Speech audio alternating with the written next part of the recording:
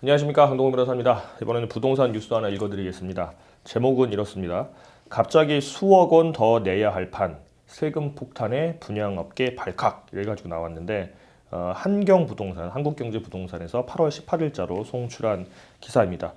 이 내용이 뭔가 하니 인지세라는 게 있는데 이제 이 소규모 이제 뭐 아파트를 아니면 주택을 공급하는 시공사나 시행사가 인지세를 추가로 수억을 더 내게 됐다. 분양하는 단지당. 그래서 영세한 분양 대행사라든가 시공사, 시행사에서는 이게 타격이 크다. 뭐 이랬던 내용인데 인지세가 일단 문제가 되면 인지세가 뭐냐면 일정한 경우에 권리를 창설하거나 변경하거나 이전하는 어떤 계약을 할 때는 그 계약하는 이제 문서가 있을 거 아닙니까? 뭐 제목은 상관이 없습니다. 약정서가 됐든 뭐 계약서가 됐든 그 문서가 있을 때 그 문서에 대해서 인지를 붙여야 됩니다. 수입 인지를 붙여야 돼요. 그래서 그 관련된 인지 세금을 이제 내는 게 국가에 내는 게 인지세입니다.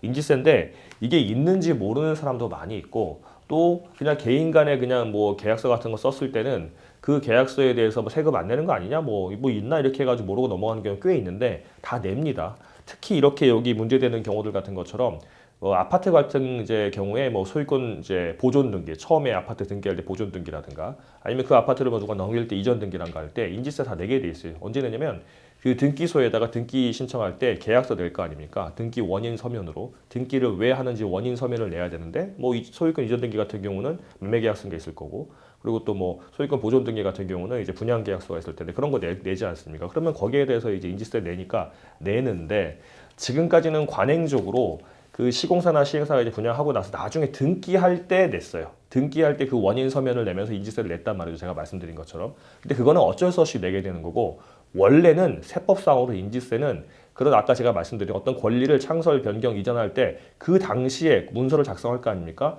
문서를 작성하는 당시에 인지세를 이제 내게 돼 있는 겁니다. 시공사랑 나랑 아파트 분양 계약을 맺었어요. 그럼 뭐 5억짜리다. 그러면 그 5억짜리에 대해서 해당하는 인지세를 내야 되는 겁니다. 그게 그때 내야 되는데 안 내고 이제 분양 계약하고 6개월, 1년, 1년 반 후에 내게 되면은 원칙적으로 세금을 내야 할 시기에 안 냈으니까 가산세가 붙게 되겠죠. 그 가산세는 많은 경우에 300%까지도 못해요. 3배까지 붙습니다. 그러면 인지세 예를 들어서 10만 원 낼 거를 갖다가 3배라 그러면 뭐 40만 원 내게 될 거 아닙니까? 가산세까지 해가지고.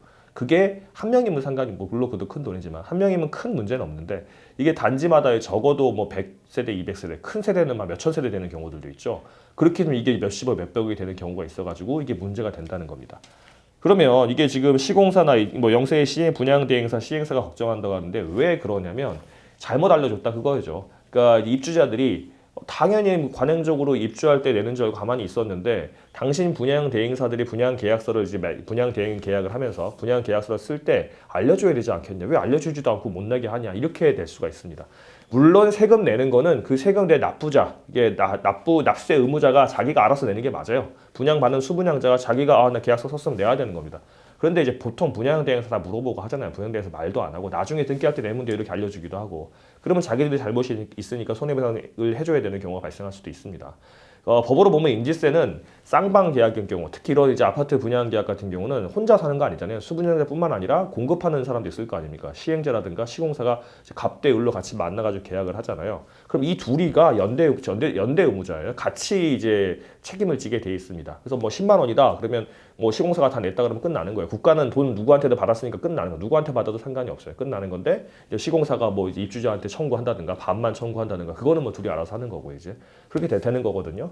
그래서 보통은 이제 입주자가 다 부담을 하죠. 자기가 집 사면서 이제 그 등기할 때 뭐 등기 법무사 수수료 많이 내잖아요. 그럴 때 뭐 거기에 뭐 인지세가 있으니까 10만 원인가 보다 하고 내는데 지금까지는 그게 아니었다는 거죠. 원래는 반반 한다든가 하지 맞거든요. 그래서 이건 문제되는 게 입주자 입장에서도 시공사나 시행사 입장에서 내가 왜 다 내냐? 절반 내놔라. 그리고 내가 지금 가산세까지 내게 됐으니까 당신도 절반 내놔라. 이렇게 할 수가 있거든요. 그러면 영세한 분양대행사나 시공사나 시행사 같은 경우는 날벼락을 받는 거죠. 몇십억씩 손해볼 수 있으니까 이런 리스크가 발생할 수가 있습니다. 그래서 이 분양대행사나 뭐 시행사나 시공사 등등등은 당연히 이런 거 할 때도 변호사 도움 자문을 좀 받으셔야 돼요. 특히 이제 부동산 관련 전문 변호사가 많이 있는 펌에서 처음부터 계약 때부터 입주 때까지 관련되는 세법뿐만 아니라 이제 뭐 주택법이라든가 이제 건축법이라든가 등등 내용을 자문을 받으셔가지고 해야지 안 그러면 나중에 이런 큰 리스크가 발생하게 됩니다. 참고로 이제 인지세 같은 경우는요, 뭐 아파트 같은 경우는 1억 미만은 안 내게 되는 거고 1억부터 10억까지는 15만 원. 그리고 10억 초과하게 되면 이제 35만 원이 되는 거거든요. 근데 그게 3배가 되게 되면 금액이 상당히 커지겠죠. 이제 140만 원까지도 될 수 있게 되는 거니까 요거 혹시 이제 그 수분양자들 같은 경우는 이제 분양계약서 할 때 분양계약서 쓸 때 인지세 바로 내야 되는 건데 그러면 시공사고 절반씩 내자고 얘기하셔야 되고요. 뭐 아니다 모른다 그러면 저 영상 갖다 보여주시거나 아니면 이제 계약 이 기사를 보여줘 가지고 꼭 그때 처리하시고 그다음에 시공사, 시행사, 뭐 분양 대행사 입장에서는 미리미리 변호사 좀 받으시면 될 것 같습니다.